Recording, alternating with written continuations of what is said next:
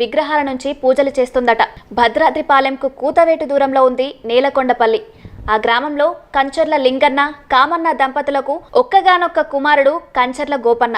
చిన్నతనం నుంచి శ్రీరాముని భక్తుడు. యవ్వనం రాగానే గోపన్నకు దగ్గరి బంధువైన అక్కన్న తనీష ప్రభు దగ్గర మంత్రిగా ఉండడంతో గోపన్నను ఆ ప్రాంతానికి తహసీల్దారుగా నియమించడం. ఆ పరిగణలో ఉన్న భద్రగిరి ప్రాంతాన్ని దర్శించిన గోపన్న స్వామివారికి సరైన ఆలయం లేకపోవడంతో చెలించి పన్నులుగా వసూలైన ధనంతో రామాలయాన్ని సర్వాంగ సుందరంగా నిర్మించాడట. దీంతో కోపోద్రిక్తుడైన తనీష గోపన్నని చెరసాలలో బంధించి చిత్రహింసలకు గురిచేస్తాడు. తనీషాకు శ్రీరామచంద్రుడు కరుణించి లక్ష్మణ సమేతుడై కలలో కనిపించి తన కాలం నాటి రామమాటలను చెల్లించాడట.